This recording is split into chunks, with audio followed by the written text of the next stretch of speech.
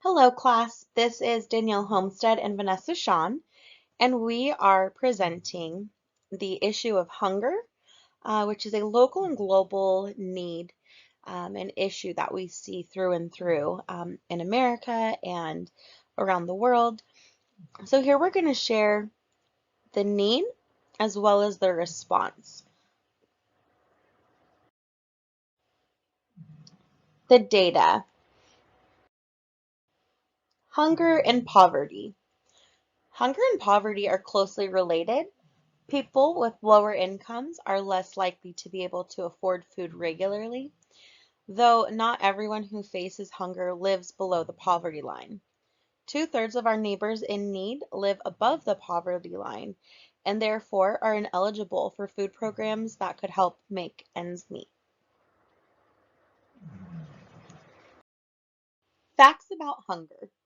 37 million people live in poverty or under that poverty line.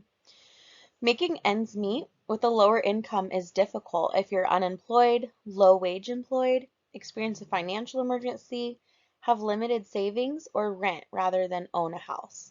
There are so many circumstances that can compromise an individual or a family and either put them below the poverty line or make them food insecure.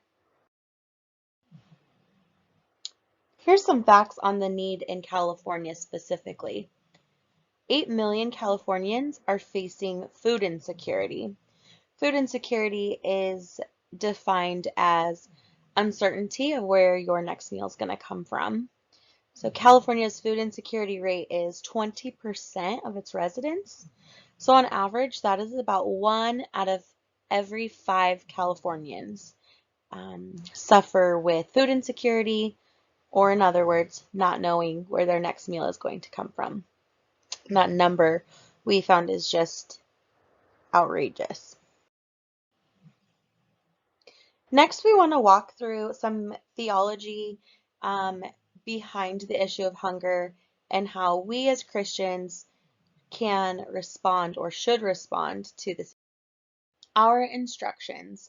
As Christians, we have the Bible to turn to for instruction on how to navigate the different things that we face in life. So in Isaiah 58:10, we see an instruction for how to approach the hungry. It says, "Feed the hungry and help those in trouble. Then your light will shine out from the darkness, and the darkness around you will be as bright as noon." So we know as Christians we carry the light of God. And when we go into the dark places, places where there's poverty and hunger and food insecurity and other hardships, when we love the people and provide for them, God's light will be shown in the darkness. James 2:15 through 17. Suppose you see a brother or a sister who has no food or clothing, and you say, "Goodbye and have a good day. Stay warm and eat well." But then you do not give that person any food or clothing. What does that do? So you see, faith by itself isn't enough. Unless it produces good deeds, it is dead and useless. This verse is telling us that it's not enough to wish people well.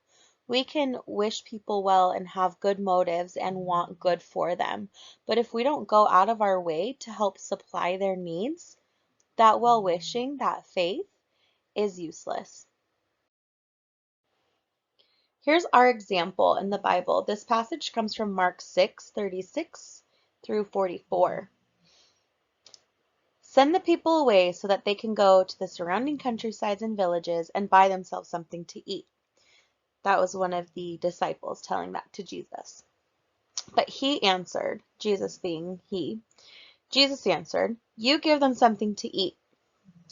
They said to him, "That would take more than half a year's wages. Are we to go and spend that much on bread and give it to them to eat?" "How many loaves do you have?" Jesus asked. "Go and see." When they found out, they said, "5, and 2 fish." Then Jesus directed them to have the people sit down in groups on the green grass. So they sat down in groups of hundreds and fifties. Taking the 5 loaves and the 2 fish and looking up to heaven, he gave thanks and broke the loaves. Then he gave them to his disciples to distribute to the people. He also divided the 2 fish among them. They all ate and were satisfied, and the disciples picked up 12 basketfuls of broken pieces of bread and fish. The number of men who had eaten was 5,000. Our takeaway: Jesus cares about feeding the hungry. In the scriptures we looked at, we saw that God commands us to feed the hungry. In the story with the loaves and fishes, He used what we have, and He is faithful to multiply. When we look at the numbers, such as those that we did in the data part of this presentation, it can seem overwhelming and daunting. What do I have to give that can make an impact when the need is so great? However, in the story with the loaves and fishes, we see that Jesus takes what was submitted to Him and does the miraculous.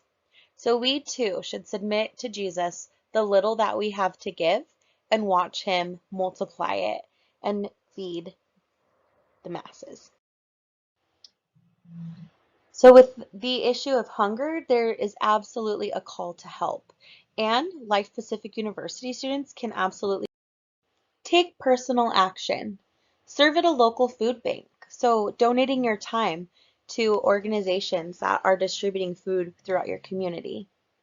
Vote and promote bills that are on your ballot that will help fund meal programs.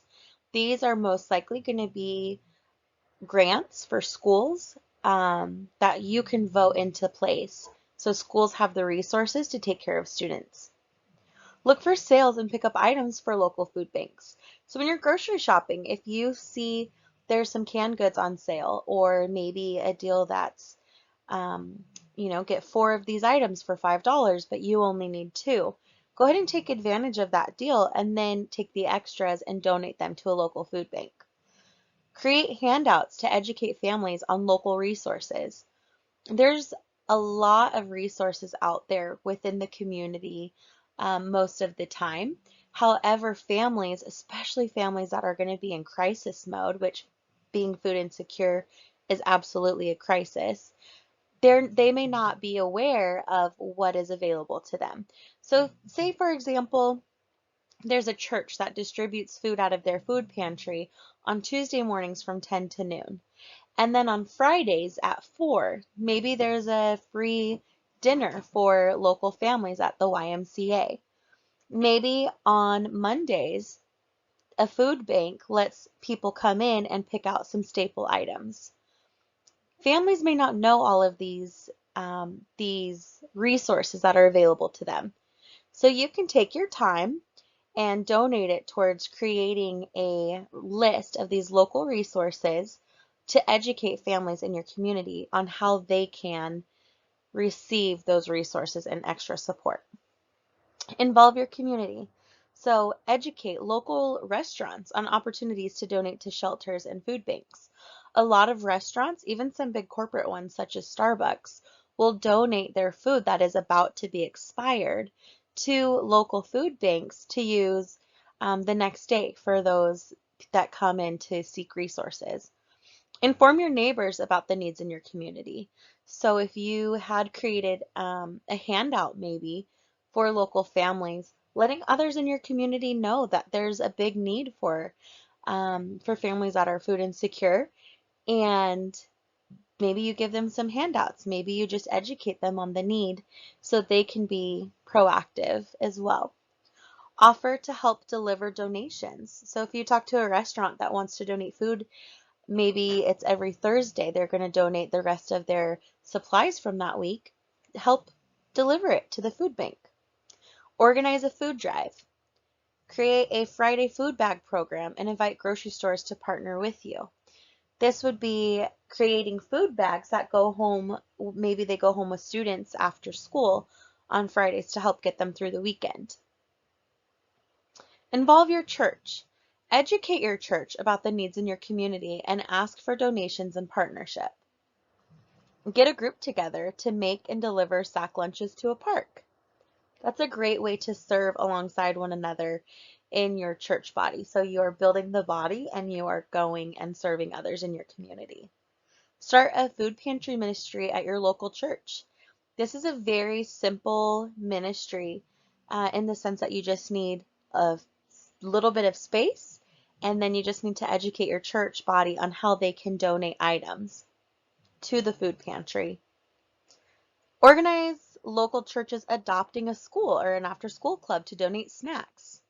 So it'd be very easy to match a school with a local church and have them partner with maybe supplying some snacks or maybe those Friday food bags if you do that program. Organize families in your church adopting families in your community.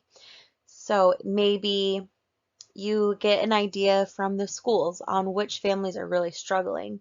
And then you can take families within your church that are educated on the need and are wanting to be involved, and you can connect them. And maybe the family that's adopting the other family in the community, maybe they make them one meal a week and drop it off, or maybe they're able to help them get to the local resources that are handing out food at the pantries.